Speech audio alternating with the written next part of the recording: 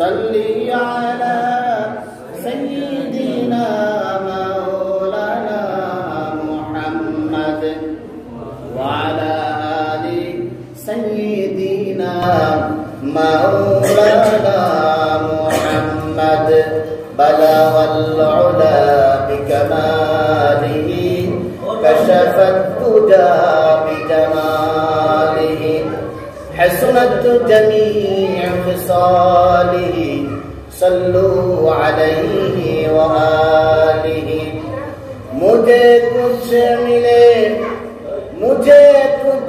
मिले या ना मिले मोहम्मद मिले यानी वो शई जिससे अल्लाह मिले बलगल उला बिकमालिही कशफत दुजा बिजमालिही हसनत जमीअ खिसालिही सल्लु अलैहि व आलिहि قال صلى الله عليه وسلم جددوا إيمانكم قيل يا رسول الله صلى الله عليه وسلم وكيف نجدد إيمانها قال صلى الله عليه وسلم أكثروا من قول لا إله إلا الله لا إله إلا الله لا إله إلا الله لا إله إلا الله আপনাদের যে অবস্থা আমরা সকলে জিন্দা না মুর্দা রাসূল করিম সাল্লাল্লাহু আলাইহি ওয়াসাল্লাম বলেছেন যার শেষ কালিমা লা ইলাহা ইল্লাল্লাহ হবে দাখালাল জান্নাত সুবহানাল্লাহ।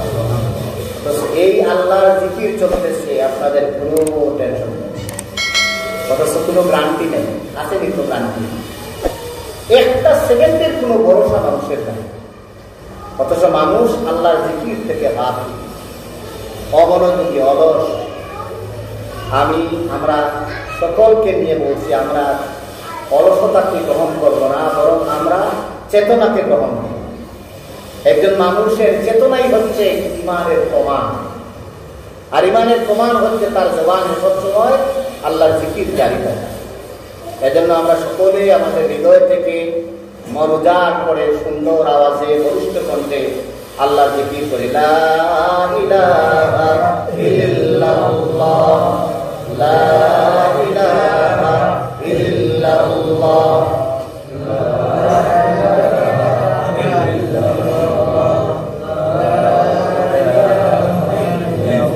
Allahu Allah Allahu Allah Allahu Allah Allahu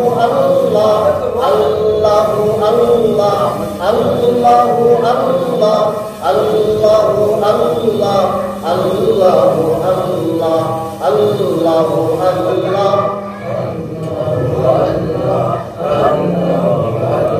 Allah তোমারে ধরার মাঝে আল্লাহ তোমারে ধরার মাঝে কত জানা অজানা সৃষ্টি আছে, কত জানা অজানা সৃষ্টি আছে, কেউ নেই তোমার ওই নাম জানে না, তোমার নামে তসবিহ জপে না, তোমার নামে তসবিহ জপে না।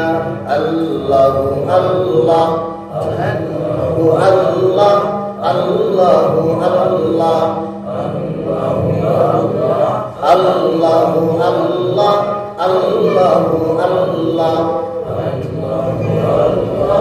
Allahu Allah Allahu Allah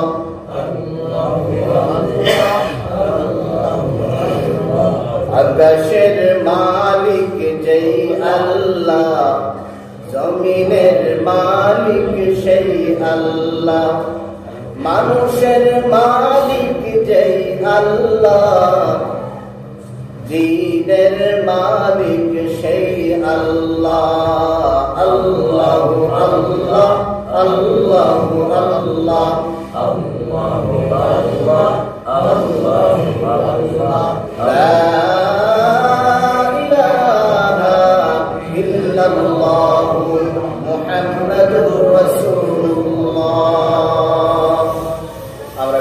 বলি সাল্লাল্লাহু আলাইহি ওয়াসাল্লাম। তাহফিজুল কোরআন বুরহানুদ্দিন বাজার সরকারি বাজার কর্তৃক আয়োজিত আজকের এই তাহফিজুল কোরআন মাদ্রাসার উদ্বোধনী অনুষ্ঠানের দোয়া মাহফিলের ইস্তেগফারের মাহফিলের সম্মানিত সভাপতি, অত্র মাদ্রাসার ম্যানেজিং কমিটির সম্মানিত সভাপতি, অত্র এলাকার সকলের সর্বাচার্য সর্ব শ্রদ্ধাভাজন ব্যক্তিত্ব, আমাদের সকলের প্রিয় অভিভাবক মুহতারাম আলাউদ্দিন সাহেব দামাত বারকাতুহুল আলিয়া বারাকাল্লাহু ফি হায়াতি, আমরা সকলে বলি আমিন। অত্র মাদ্রাসার সম্মানিত শিক্ষক মন্ডলী, সামনে উপস্থিত অত্র মাদ্রাসার কোরআন পিপাসু, কোরআনের সবক গ্রহণকারী মৌমাছি কচি কাচারা, সামনে উপস্থিত দিনদার ইমানদার কোরআন প্রিয়, ইসলাম প্রিয়, রাসূলের মহব্বতে পাগল করা আল্লাহর বান্দা রাসূলের উম্মতেরা, আমরা সর্বপ্রথম সেই মহান মাহবুদের দরবারে কৃতজ্ঞতা জ্ঞাপন করি যে মহান মাহবুব আমাদেরকে কোরআনের ছায়ায় আসার বসার, কথা বলার, কথা শোনার তৌফিক দিয়েছেন। আমরা সকলে বলি আলহামদুলিল্লাহ। আমরা সারা জীবন যদি শুকরিয়া আদায় করি, আল্লাহ রাব্বুল আলামিন আমাদের জন্য যত নিয়ামত দিয়েছেন, যদি নিয়ামত আমরা একটি শুধুমাত্র তার গুণগান, তার মর্যাদা, তার প্রাপ্তি অনুভূতি বর্ণনা করতে থাকি, তাহলে আল্লাহর দেওয়া একটি নিয়ামতের শুকরিয়া আদায় করা আমাদের পক্ষে সম্ভব হবে। যেমন মনে করেন বর্তমানে কোভিড-19 চলতেছে, করোনা ভাইরাস। এই করোনা ভাইরাসে আজ থেকে প্রায় এক সপ্তাহ আগে খ্রিস্টান একজন ধনবান, একজন ধনী স্পেনের, উনি করোনায় আক্রান্ত হয়েছে। আক্রান্ত হয়ে উনি হসপিটালাইজড, আইসিইউর মধ্যে আছেন। 31 দিন আইসিইউর মধ্যে অক্সিজেন সাপোর্টে ছিলেন। করোনার সর্বপ্রথম যে সমস্যা ধরা পড়ে সেটি হচ্ছে লাংস অকেজ হয়ে যায়, অক্সিজেনের অভাব। স্বাভাবিক মাত্রায় করোনায় আক্রান্ত কোনো রোগী অক্সিজেন গ্রহণ করতে পারে না, হাইড্রোজেন ফেলতে পারে না। অক্সিজেন গ্রহণ করা, হাইড্রোজেন ফেলা, শুধু একথাই যদি কোনো মানুষ চিন্তা করে তাহলে মানুষের জিন্দগি শেষ হয়ে যাবে, আল্লাহর নিয়ামত বর্ণনা করা সম্ভব নয়। তো ওই ধনী, উনি আবার একজন গবেষক। 31 দিন থাকার পরে মোটামুটি সুস্থ হওয়ার পরে হসপিটাল থেকে যখন ডিসচার্জ হয়ে বাসায় ফিরবেন, তখন উনি উনার বিল দেখলেন আমাদের বাংলাদেশের টাকা অনুসারে প্রায় 67 লাখ টাকা। তো উনি বিল দেখে কান্নায় জড়ো হয়ে গেলেন, চিৎকার করে কাঁদতেছেন। হসপিটালের নার্স এবং ডাক্তার যারা ট্রিটমেন্ট দিয়েছে, ওরা বলল বুঝলাম না, হসপিটাল থেকে কোভিড-19 আক্রান্ত কোন রোগী তো এরকম কান্না করে না, উনি তো মোটামুটি সুস্থ। সুস্থ না হলে তো আমরা ওনাকে হসপিটাল থেকে ডিসচার্জ দেওয়ার কথা না। কিন্তু দুঃখের বিষয় উনি কেন কান্না করতেছে? হসপিটালের নার্স, ডাক্তার, পরিচালক বৃন্দ সবাই গিয়েছে যে আপনি কেন কান্না করতেছেন? হ্যাঁ, আমরা বুঝতে পেরেছি বেশি বিল হয়ে গেছে, সেজন্য কান্না করতেছেন। আপনি টেনশন করবেন না, আমাদের হসপিটালে গরিব এবং দুস্থ মানুষের জন্য কনসিডারের ব্যবস্থা আছে। উনি তো কান্না বন্ধ করে না, হাওয়া করে কাঁদতেছে। এটা বাস্তব ঘটনা, আমার বানানো কোনো ঘটনা নয়। নেয়ামত কি আমি আপনাদের সামনে তুলে দেব। অথচ উনি খ্রিস্টান, মুসলমান না। ওনার ভিতরে একটা টেন্ডেন্সি জাগ্রত হয়েছে। মালিক কে আমরা বুঝতে পারি না, উনি বুঝতে পেরেছেন। ওরা তো ভগবান হিসাবে মানে, উপরওয়ালা হিসাবে মানে, কিন্তু আখেরাত বলতে তারা মানে না। সেই জন্যই তো তারা মুশরিক, তারা কাফের। তখন হসপিটালের গণ্যমান্য ব্যক্তি যারা ডোনার, যারা সবাই একত্রিত হয়েছে যে ওই মানুষটাকে কিভাবে বাঁচানো যায়, উনি সুস্থ হয়ে গেল, কেন কান্নাকাটি? তো সবাই মিলে ওনাকে একটু রুমে নিয়ে গেল যে আপনি বলেন কেন কান্নাকাটি করেন? আমাদের গভর্নমেন্টের একটি আইন আছে, করোনায় আক্রান্ত কোনো রোগী হসপিটালে ভর্তি হলে 7 দিন যদি বিল হয় তাহলে দিয়ে যায়। 7 দিনের উপরে কোনো বিল হলে গভর্নমেন্ট আমাদেরকে বলেছে 75% কনসিডার করার জন্য। আপনি টেনশন করবেন, কথা একটু খেয়াল করবেন যে আল্লাহর কি নিয়ামত। ওই খ্রিস্টান মানুষটি, ওই গবেষক ধনী বলল, তোমরা আমাকে নিয়ে প্রায় ঘন্টা যাব আমার ক্রান্দন দেখতেছো, আমার রোনাদারি দেখতেছো, কিন্তু আমার ভিতরে কি টেন্ডেন্সি, কি ফিলিংস কাজ করতেছে তোমরা দেখতেছো না। আমি বিশ্বাস করি আমি এতদিন গুমরাহ ছিলাম, আমার অন্তর চক্ষু খুলে গেছে কোভিড-19 আক্রান্ত হয়ে। সুবহানাল্লাহ। ওরা বলল বিষয়টা কি বলেন? বলে আমি এই জন্য চিন্তায় মগ্ন হয়ে গেলাম, মাত্র 31 দিন অক্সিজেন দেওয়ার কারণে যদি এত লক্ষ টাকা বিল আমার দিতে হয়, আমার যেই মালিক আমাকে সৃষ্টি করেছে, আমার বয়স 64 বছর চলতেছে, যদি এই 64 বছরে শুধুমাত্র অক্সিজেনের বিল গ্রহণ করেন তাহলে আমার গোটা সম্পত্তি সারা দুনিয়ায় দিয়েও তো সম্ভব হবে না। এই হচ্ছে নিয়ামত। এজন্য আমরা যে অক্সিজেন ফেলি, হাইড্রোজেন ফেলি, অক্সিজেন গ্রহণ করি, একটু অক্সিজেন গ্রহণ করার পরে আবার অক্সিজেন গ্রহণ করি, এটা আল্লাহর খাস মেহেরবানি, এটা আল্লাহর খাস স্যাক্রিফাইস। আল্লাহ যদি এই ডিসকাউন্ট আমাদেরকে না দিতেন, আল্লাহ যদি প্রত্যেকটি জিনিসের বিল আমাদের গ্রহণ করতেন, তাহলে আমাদের অবস্থা কি হতো? আজ থেকে চলিত মাস বা বিগত মাসের যে বিদ্যুতের বিল আসছে, সবার মাঝে একটা অন্যরকম অবস্থা চালু হয়েছে। বিল একটু বেশ হয়েছে না? এবং চেয়ারম্যান সাহেবকে দেখলেও বলে, ও চেয়ারম্যান সাহেব, আপনাদের কি অবস্থা, আমাদের কি মেরে ফেলবেন?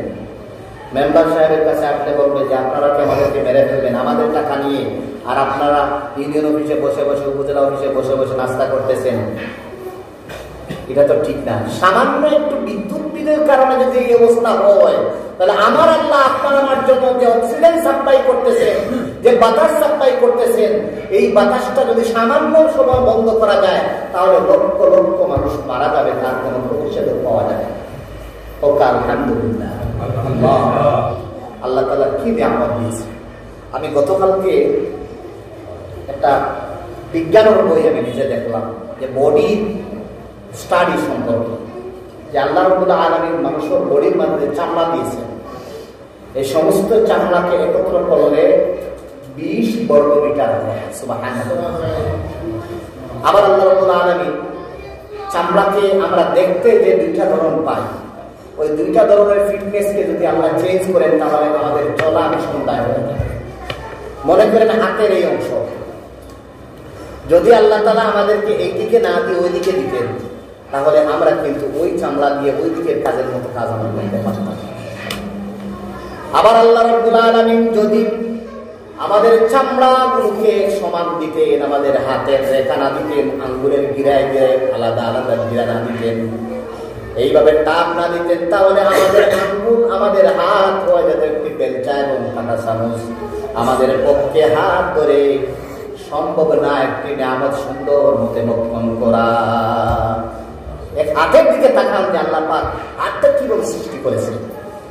না, আমরা তো আল্লাহর জিকির থেকে, আল্লাহর নিয়ামত থেকে গাফিল।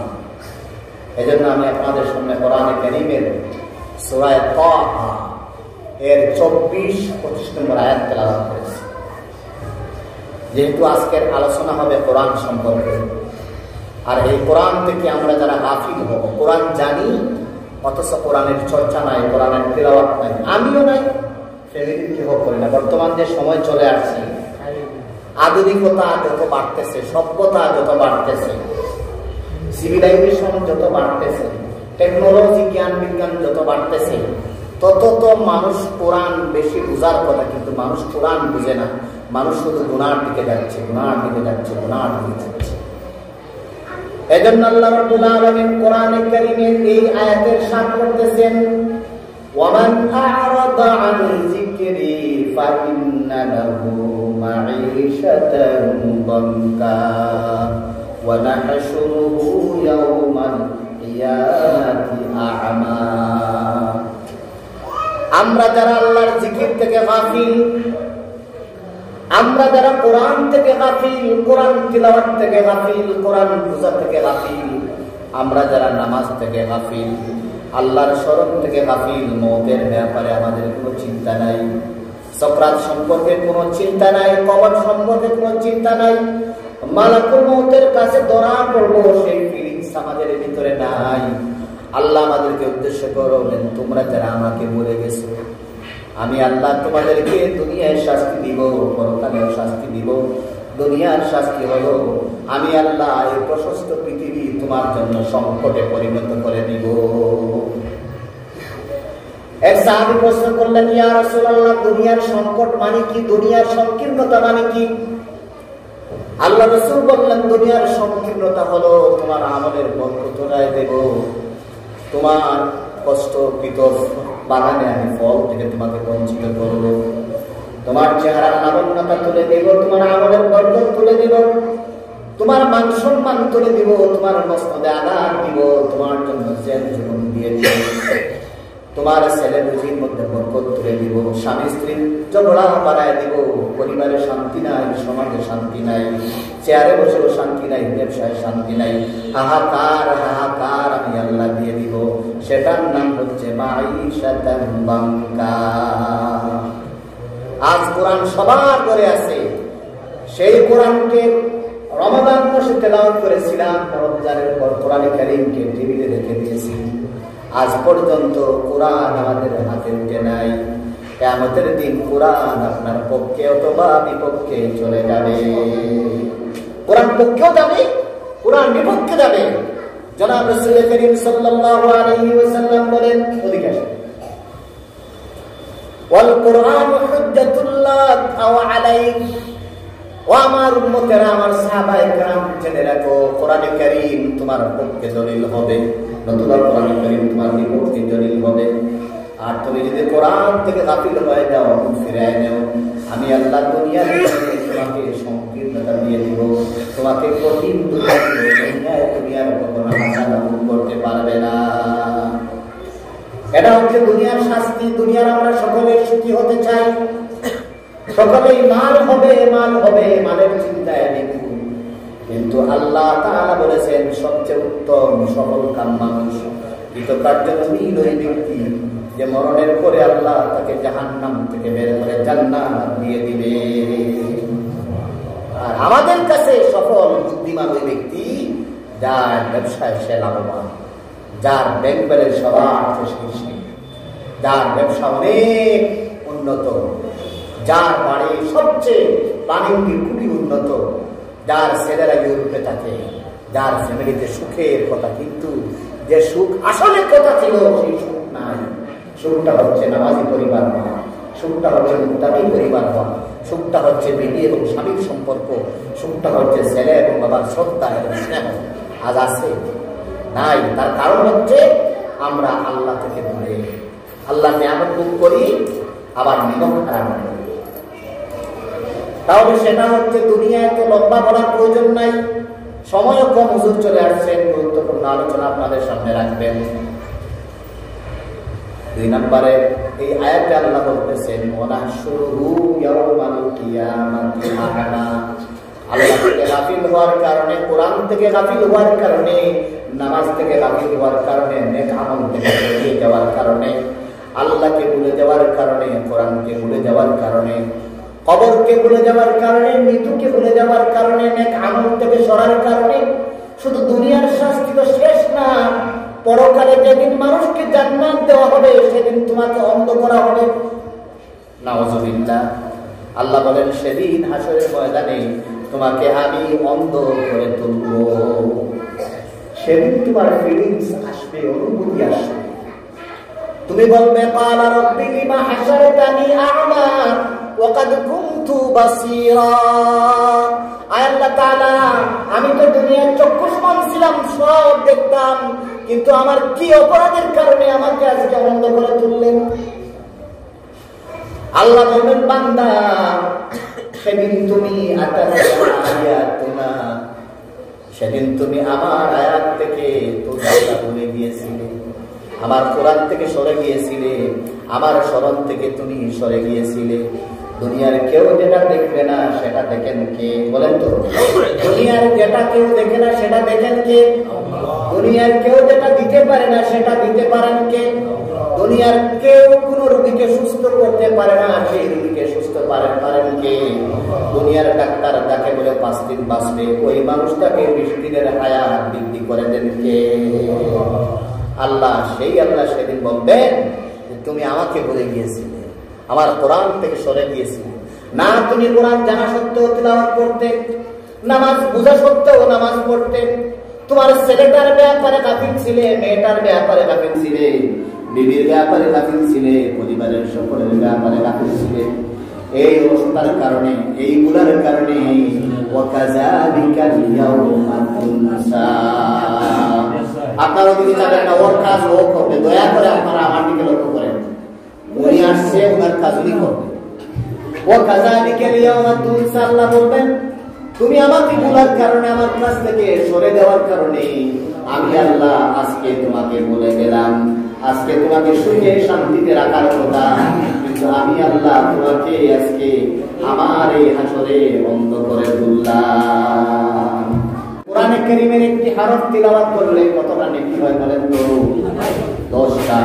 আল্লাহ রাসূল বলেছেন, মান কারাআল কিতাবা হারফান ফালাহু বিহি হাসানাতুন ওয়াল হাসানাতু বিআশরি আমসালিহা লা আকুলু আলিফ লাম মিম হারফুন ওয়ালাকিন আলিফ হারফুন ওয়া লাম হারফুন ও মিম হারফুন। সুবহানাল্লাহ।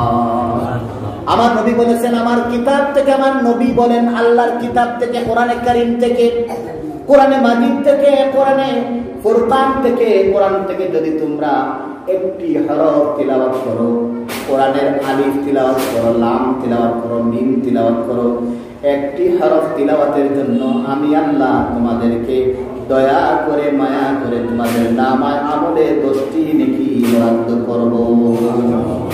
সুবহানাল্লাহ।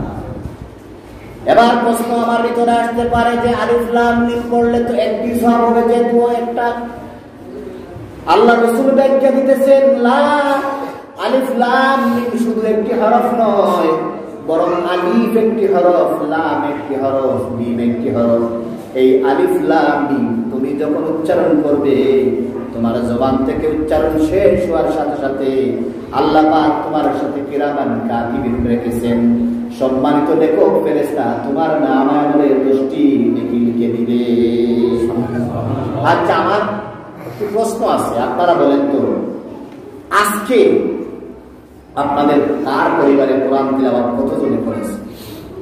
আমি তো দেখতেছি এই ইন্টারভিউ যদি নেওয়া হয়, হুজুর যদি ইন্টারভিউ নেন, তাহলে আমরা সবাই A- না, আমরা সবাই C পাবো। A+ তো দূরের কথা। আগের মানুষের গড় ছিল ভাঙ্গা, প্রত্যেক বাড়ির গড় ছিল পাশে রাখা বাঁকা কুঠা দেওয়া, উপরে ছিল সোনের চাল, বেড়ায় ছিল পাহাড়ি, কিন্তু গড়ে ছিল কোরআন, গড়ে ছিল সম্মান, গড়ে ছিল স্নেহ মমতা, গড়ে ছিল আদর, গড়ে ছিল আতিথেয়তা, মেহমানদারি। আজ সব চলে গেছে, আসছে টেকনোলজি, বিজ্ঞান আর মালের বাহাদুরি, যার কারণে গড় পাকা হবে, আমাদের সকলের উপর জাহান্নাম হতেছে। আল্লাহ রাসূল বলেছেন, যারা কোরআনকে সামনে রাখে, মান জাআলাহু আমামাল কুরআন, যারা কোরআনকে সামনে রাখে, আদাবু ইলাল জান্নাহ, কোরআনে কারীম তাদেরকে জান্নাত পর্যন্ত পৌঁছায় দেবে। ওমান খালাফা যাহরাহুল কিতাব, কোরআন কারীমকে যারা পেছনে রাখে, তাদেরকে আল্লাহ রাব্বুল আলামিন তার হাবিবের মাধ্যমে জানিয়ে দিলেন, যারা কোরআন থেকে সরে গেছে, কোরআন ভুলে গেছে, কোরআন তিলাওয়াত করে না, কোরআন জানা সত্ত্বেও ভুলে গেছে, কোরআনকে শুধুমাত্র রমজানের জন্য নির্বাচন করেছে, ওদেরকে কোরআন জাহান্নামে নিয়ে যাবে। আজ আপনি কোরআন তিলাওয়াত করতেছেন, আপনি চলে যাবেন আপনার টেবিল সাক্ষী, যে কাঠের উপর, যে রয়ালের উপরে, যে প্লাস্টিক রয়ালের উপর কোরআন শরীফ রেখে দিয়েছেন, ওই কোরআন সাক্ষী, ওই রয়াল সাক্ষী, যে তাসবির দানা দিয়ে আপনি সুবহানাল্লাহ পড়েছেন, আল্লাহু আকবার বলেছেন, তাসবিহ সাক্ষী থাকবে। যে জায়নামাজে দাঁড়িয়ে আল্লাহর কুদরতি কদমে সিজদা করেছেন, আপনার জায়নামাজ সাক্ষী। আপনি মসজিদের যে জায়গায় সিজদা করেছেন, আপনি নামাজের সময় চলে আসছে, পাশে কোনো জায়গায় মসজিদ নাই, আল্লাহকে আপনি বলেন নাই, আপনি আওয়ারের মধ্যখানে, গরু চড়ানোর মধ্যখানে, জমিনের যে জায়গায় সিজদা করেছেন, কিয়ামতের দিন সিজদার ওই জায়গা আপনার জন্য সুপারিশকারী। আপনি মসজিদের যে কর্নারে বসে তিলাওয়াত করেছেন, কিয়ামতের ময়দানে মসজিদ তো সাক্ষী বটে, আপনার জন্য স্পেশাল যে জায়গায় আল্লাহর কোরআন তিলাওয়াত করেছেন, ওই জায়গা আপনার জন্য সাক্ষী হয়ে যাবে। আপনার কোরআন পড়তে পড়তে কোরআনের পাতাগুলো উল্টো পাল্টো হয়ে গেছে, কিয়ামতের দিন কোরআনের ওই নুসখা এরকম থাকবে না, সুন্দর ঝকঝকে কোরআন আপনার সামনে সাক্ষী হয়ে যাবে। সুবহানাল্লাহ।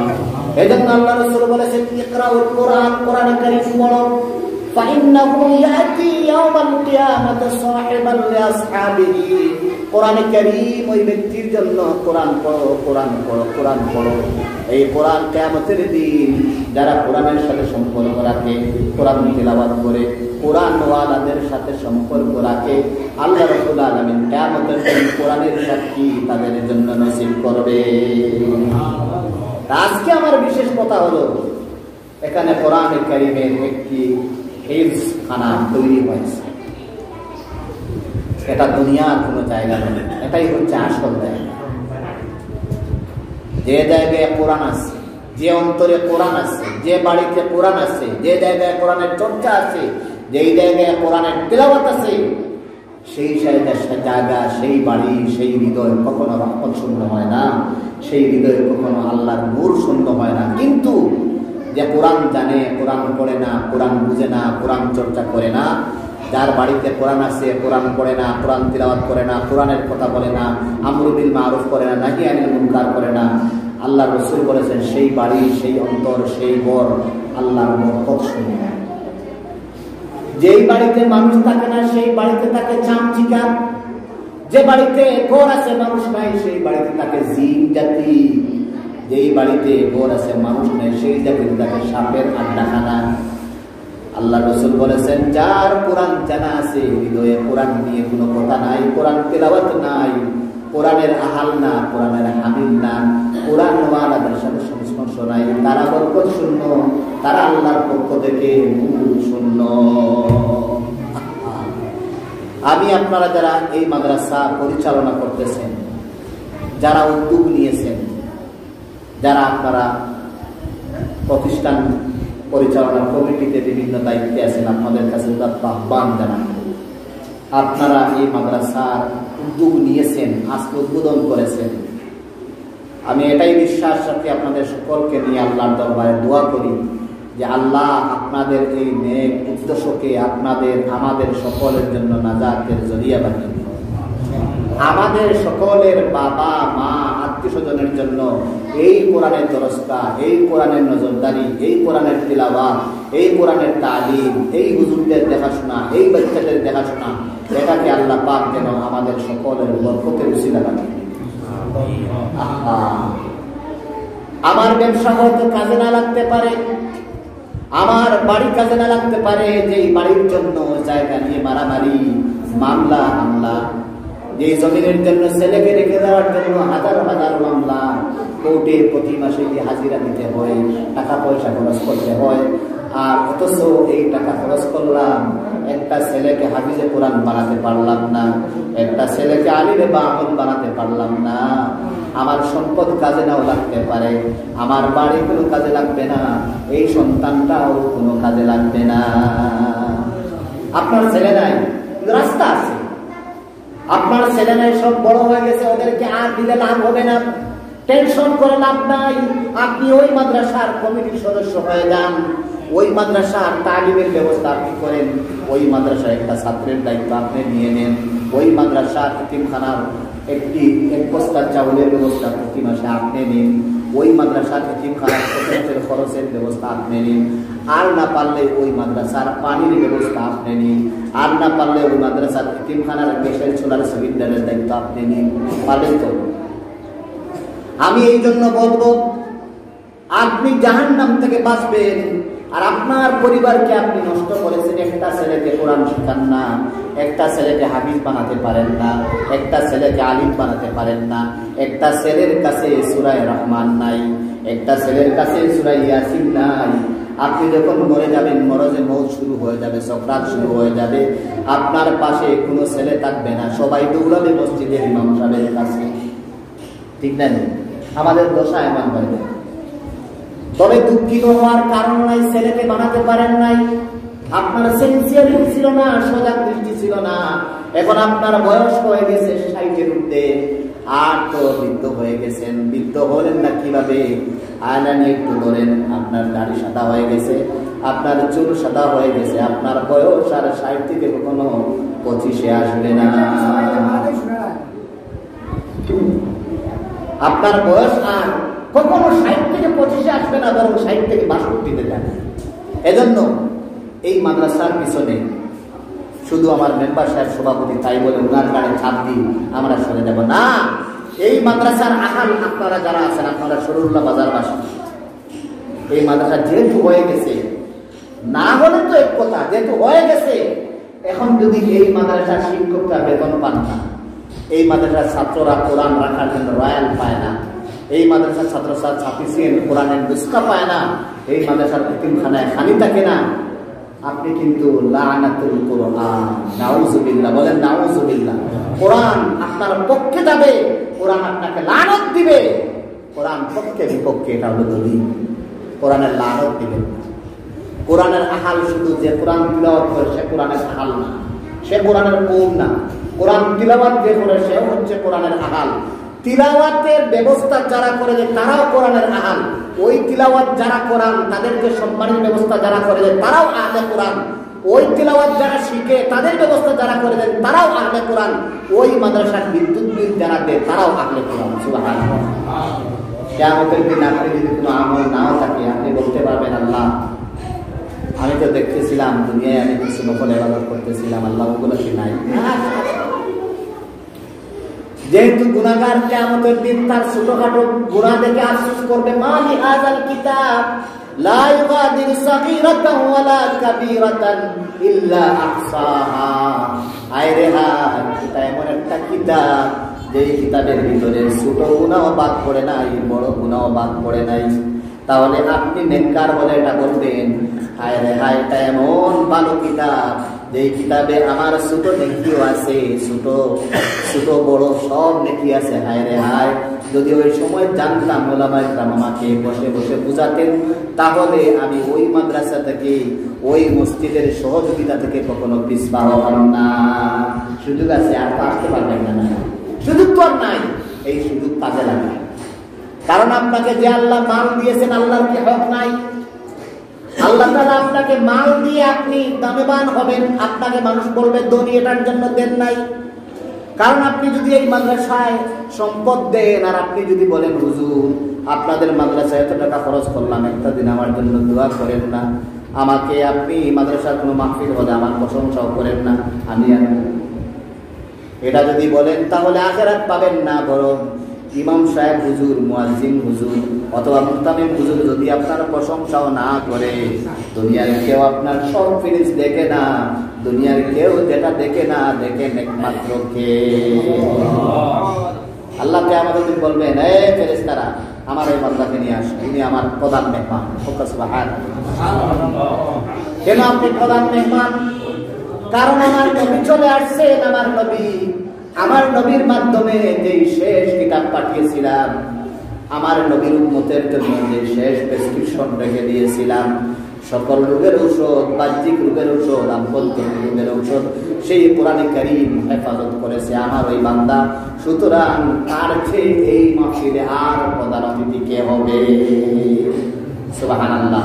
আজকে আপনি মাদ্রাসায় কমিটিতে আছেন, কমিটিতে নাও থাকলে আপনি প্রতি সপ্তাহে মাদ্রাসায় আছেন, মুহতামিম সাহেবের সাথে যোগাযোগ রাখেন। আর না পারলেও মাসে একদিন ওই কোরআনের পাখিদের জন্য নাস্তার ব্যবস্থা করবেন। পারবেন তো ইনশাআল্লাহ?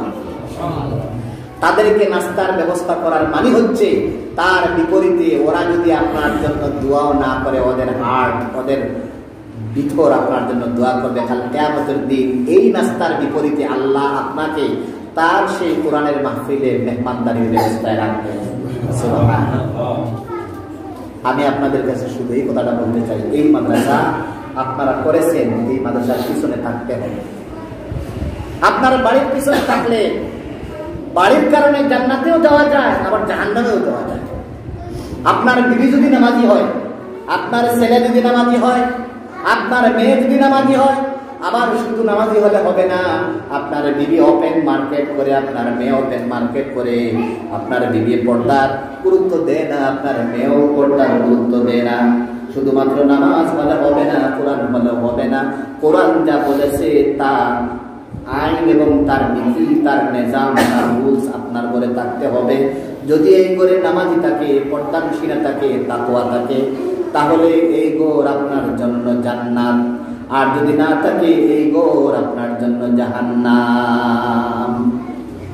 কথা আরেকটা ভালো করে শুনতে হবে। আপনার ছেলে, আমার ছেলে, এটা আমারে আল্লাহ পাক আমানত দিয়েছে। কি দিয়েছেন?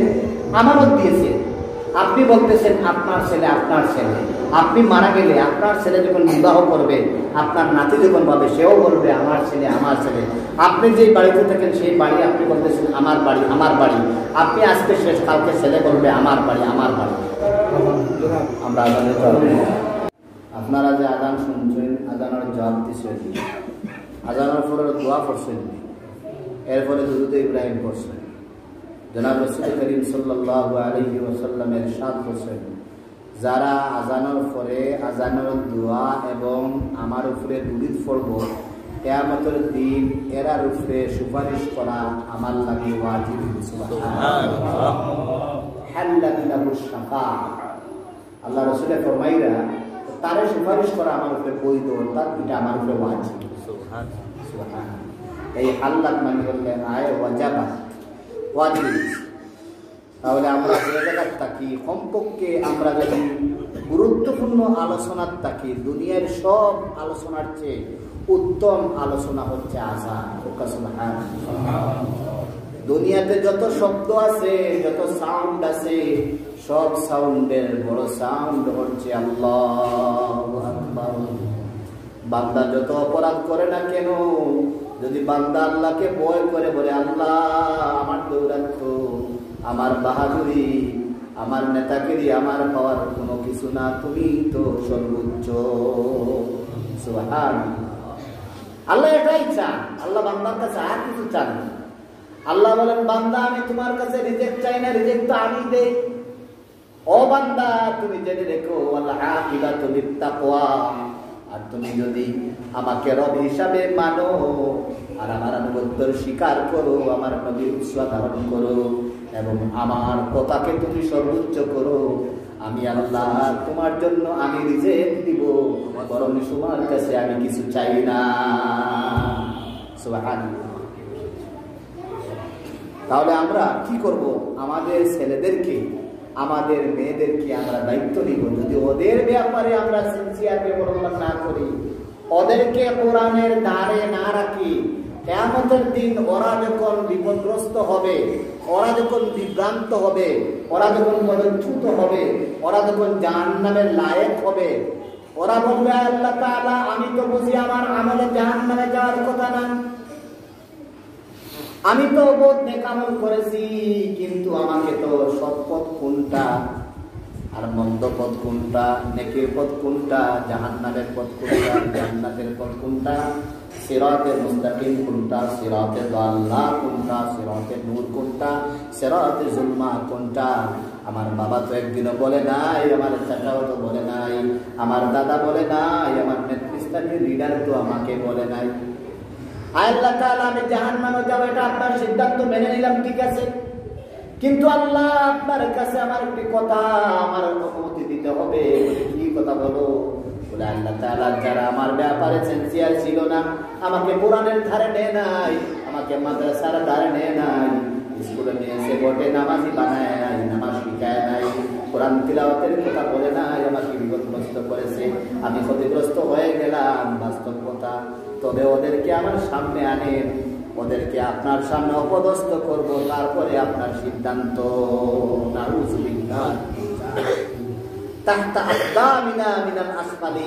ওরা তাদের পায়ের নিচে আপনাকে রেখে উৎরাতে থাকবে আর বলবে আল্লাহ ওরাই অপরাধী, ওরাই অপরাধী। ইন্না লিল্লাহি ওয়া ইন্না ইলাইহি রাজিউন। এজন্য আমার ভাই সব, আপনার একটি ছেলেকে আপনি হাফিজে কোরআন বানান। ছেলেকে আপনি হাফিজে কোরআন বানাতে পারেন না, আপনার পাশের করে আপনার ছোট ভাই একটি ছেলে আছে, ওর সেখানে খুবই ভালো, ওকে আপনি হিফজে দেন। ওদের হাফিজের দায়িত্ব, ওদের কোরআন হিফজ যতদিনে শেষ করবে ওর খরচের দায়িত্ব আপনি গ্রহণ করেন। ওর বাবা ওর পিছনে মেহনত করে যে রেজাল্ট পাবে, আপনি ওর ভিতরে কোরআন ঢুকানোর পিছনে খরচ করার কারণে আপনি সেই রেজাল্ট পাবেন। সুবহানাল্লাহ।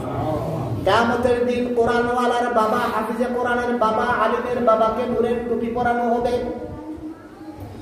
ওই নূর, ওই টুপি, ওই আলো, ওই জল, ওই উজ্জ্বলতা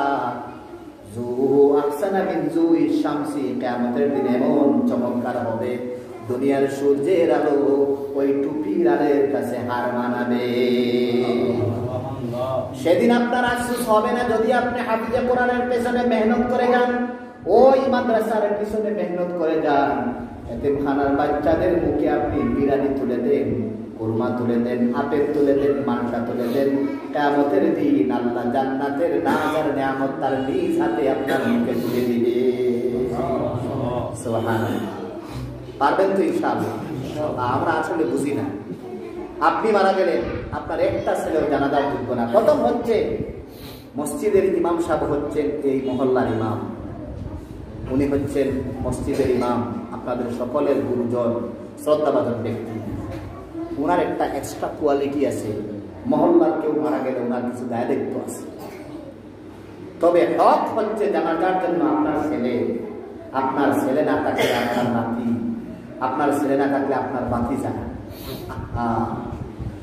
মসজিদের ইমাম সাহেবের জানাজার নামাজ আল্লাহর দরবারে গ্রহণযোগ্য হওয়ার ব্যাপারে নিরকাল থাকতে পারে, কিন্তু আপনার ছেলেটা যদি হাফিজে কোরআন হয়, আলিম হয়, আপনার কফিনের সামনে দাঁড়ায় যখন বলবে, ও মহল্লাবাসী, ও মুসলিম ইকরাম, আমার বাবার তো 65 বছর হয়ে গেছে, আমার বাবা আমার জন্য রক্ত জড়ালো, গাম জড়ালো, কত কষ্ট করলো, আজকে আমার বাবা হাত পা বেড়ি লাগানো, কফিনে মুচড়ানো, চতুর্দিকে চকলেটের মতো মুড়ায় মুড়ায় রাখা, বাবার কথা নাই, হাত নাই।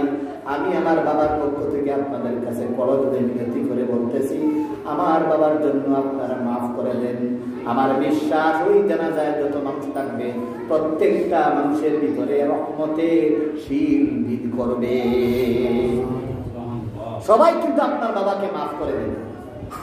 আর আপনার ছেলে যখন জানাজায় দাঁড়াবে, আপনার ছেলে যদি হয়, আপনার নাতি হয়, আপনার প্রাণের বাতিজা হয়, ছেলের সমান, সে যখন আপনার সিনা বরাবর দাঁড়িয়ে জানাজা করাবে, জানাজার দৃশ্য দেখে ফেরেশতারা বলবে, আল্লাহ আমরা তো বরদাস্ত করতে পারি না, এই দৃশ্য কি আপনি দেখেন? আল্লাহ বলেন, ফেরেশতা তোদেরকে আমি বানালাম, আমার আদমকেও বানালাম, আর যেটা দেখতেছো আমি কি দৃশ্য দেখি না?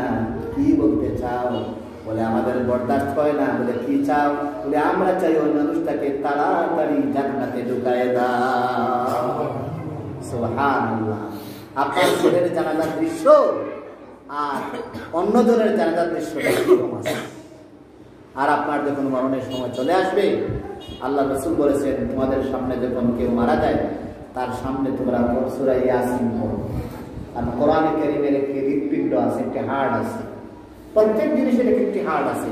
ইন্না লিকুল্লি শাইইন কলবুন ওয়া কলবুল কুরআনি সূরাতু ইয়াসিন। এই ইয়াসিনকে তোমরা মাইয়িতের সামনে পড়ো, তাহলে মাইয়িতের সাকরাতকে সহজ করে দেওয়া হবে।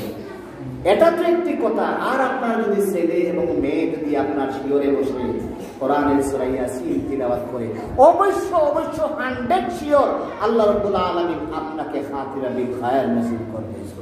এটা যদি আপনারা চান, জান্নাতের নিয়ামত আপনারা নিতে চান, তাহলে আমার সাথে আপনারা সকলে ওয়াদা করবেন যে এই মাদ্রাসা তৈরি হয়েছে, যেভাবে হোক হয়েছে, আমরা এটাকে সমর্থন করেছি, আমরা এটার পিছনে মেহনত করেছি, আমরা এটার কমিটির সদস্য আছি, আমরা এর ফেরকা হয়েছি, আমরা এই কোরআনের পক্ষে থাকবো, কোরআনের সুপারিশ দিব, আমরা কখনো লানত দিব না।